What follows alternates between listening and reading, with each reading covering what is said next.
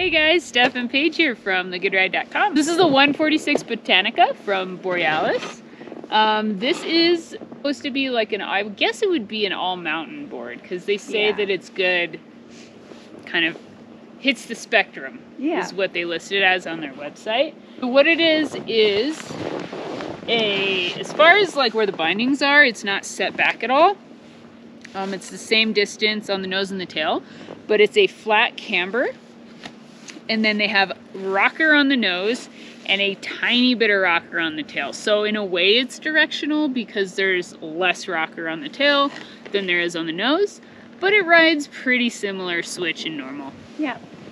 And then the flex, it's not really flexible. Like at all.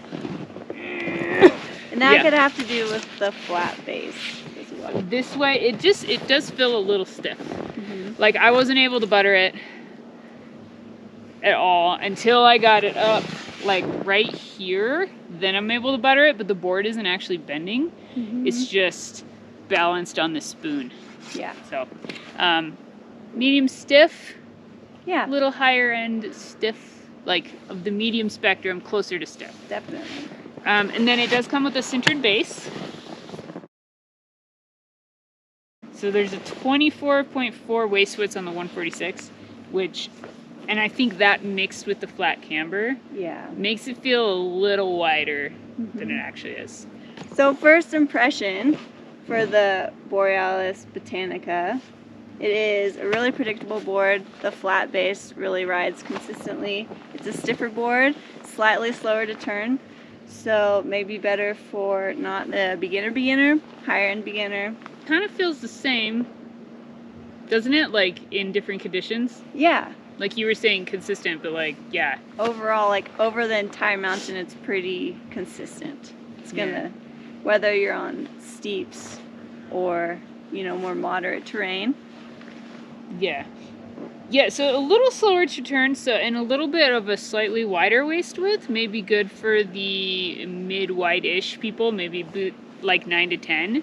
Might feel a little faster. Yeah. Because are you 7.5? 8.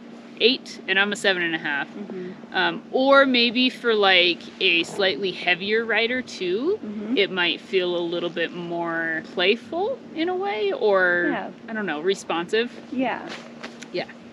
Yeah, for me as well, it was like first time on the board, you're just like, oh, okay.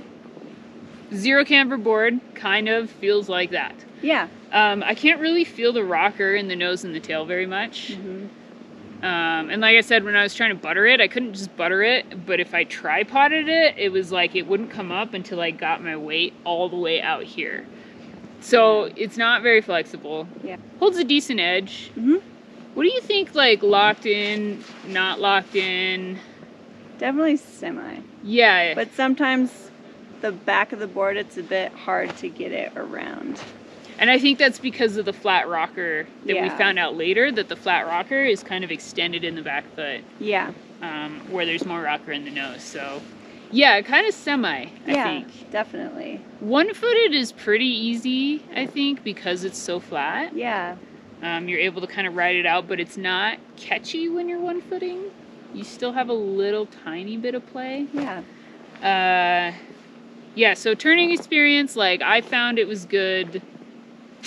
Skidded turns, maybe medium radius skidded turns is like its home. Yeah, smaller is a bit harder. And wider is not ideal. Yeah. Because there's just like less energy coming out of the board. Yeah, you lose power, so it's a bit hard to finish those bigger turns. Yeah, so if you like medium radius skidded turns all over the mountain, the Botanica could be a good option for you. Yeah. I didn't necessarily enjoy it carving just because I felt like I didn't have that spring out of the turn when I was like pressuring the edge. Yeah. And it was also hard for me to bend the board. Yeah. Because I'm not very heavy, I guess. Maybe. Yeah. And we were talking, there doesn't seem to be as much torsional flex as other boards at the stiffness. Yeah. So it's kind of stiff vertically and torsionally. Yeah, it kind of feels the same stiffness throughout. Some boards are like stiff this way, but like really flexy this way. it's definitely like, I felt like it was the same. Yeah. So because of the zero camber, it does hold an okay edge on hard snow. Yeah. I wouldn't say super ice, like not up to magnet traction standards, but if you see hard pack and like a little firmer snow, it holds a good edge. Yeah. And then if we're riding it on steeps, it just like Paige was saying, it kind of keeps the same personality throughout the whole mountain. So it is, I feel like, medium fast to turn. Yeah. Likes the medium turns, skidded turns, down steeps, on groomers, whatever. Off piste, I feel like it's medium well. Yeah. Medium well. Medium. Like a steak. It's like medium fast to turn. So off piste, you know, if you're not in super tight trees, or if you're on like an open face, it's gonna have that same kind of medium turnage. Yeah, it did. It initiated a little faster, but yeah, definitely leaning into those turns a bit harder because the board is a stiffer flex. Yeah, so it's nice to know that you can like pressure it harder. Yeah, and it's not gonna like lose its edge on you. Yeah. The zero camber edge is also nice because it holds the edge like throughout different varieties of snow, and it was very variable today. Yes. So that kind of helped a little bit. And then powder, gonna be honest, I haven't ridden this in powder yet, but I think it would be kind of like a medium floater in powder.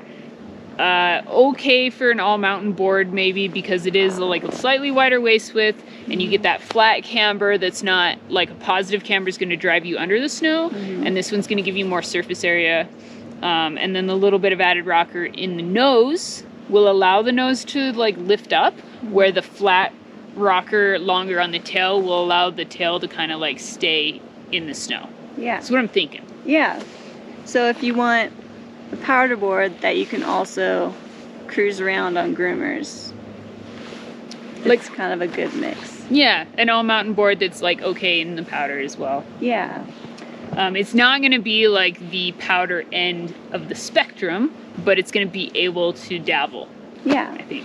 It also kind of makes for a semi-stable ride as well, just because it's like you're not getting that bounce that you sometimes you get, or you're not getting like that chatter from a reverse camber board. Exactly. Yeah, so that also, like you were saying, when you're riding it one-footed, it's really predictable and stable. Yeah, it just kind of stays. It goes that way. Yeah, you're not gonna be bobbing around.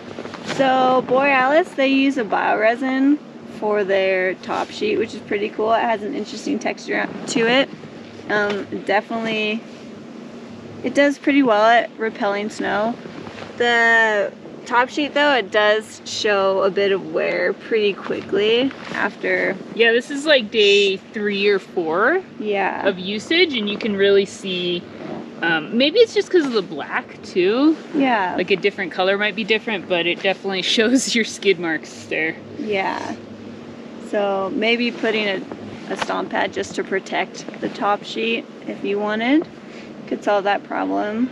So, and then their factory is carbon neutral also. So that's cool if you're looking to support a carbon neutral, kind of more green snowboard production. Yeah. Then that's really neat.